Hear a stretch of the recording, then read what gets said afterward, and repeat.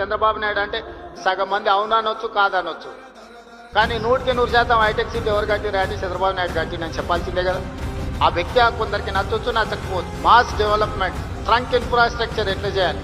ఈరోజు ఆనాడు చంద్రబాబు నాయుడు గారు హైటెక్ సిటీ, ఐటీ కంపెనీలతో పాటు ఔటర్ రింగ్ రోడ్, అంతర్జాతీయ ఎయిర్పోర్ట్ లాంటివి తీసుకురాకపోయి ఉంటే, ఈ ట్రంక్ ఇన్ఫ్రాస్ట్రక్చర్ డెవలప్ చేయకపోయి ఉంటే ఈ రోజు ఇంత గొప్ప ప్రాపర్టీ షో మీరు చేసుకునే వాళ్ళ.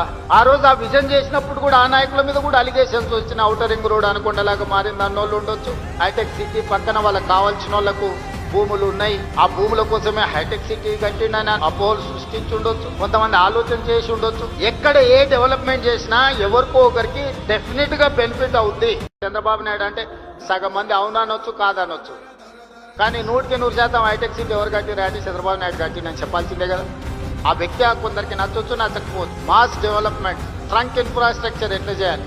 ఈరోజు ఆనాడు చంద్రబాబు నాయుడు గారు హైటెక్ సిటీ, ఐటీ కంపెనీలతో పాటు ఔటర్ రింగ్ రోడ్, అంతర్జాతీయ ఎయిర్పోర్ట్ లాంటివి తీసుకురాకపోయి ఉంటే, ఈ ట్రంక్ ఇన్ఫ్రాస్ట్రక్చర్ డెవలప్ చేయకపోయి ఉంటే ఈ రోజు ఇంత గొప్ప ప్రాపర్టీ షో మీరు చేసుకునే వాళ్ళ. ఆ రోజు ఆ విజన్ చేసినప్పుడు కూడా ఆ నాయకుల మీద కూడా అలిగేషన్స్ వచ్చిన ఔటర్ రింగ్ రోడ్ అనుకుండేలాగా మారింది అన్నోళ్ళు ఉండొచ్చు. హైటెక్ సిటీ పక్కన వాళ్ళకి కావాల్సిన వాళ్ళకు భూములు ఉన్నాయి, ఆ భూముల కోసమే హైటెక్ సిటీ కట్టిండని అపోహలు సృష్టించి ఉండొచ్చు. కొంతమంది ఆలోచన చేసి ఉండొచ్చు. ఎక్కడ ఏ డెవలప్మెంట్ చేసినా ఎవరికో ఒకరికి డెఫినెట్ గా బెనిఫిట్ అవుద్ది.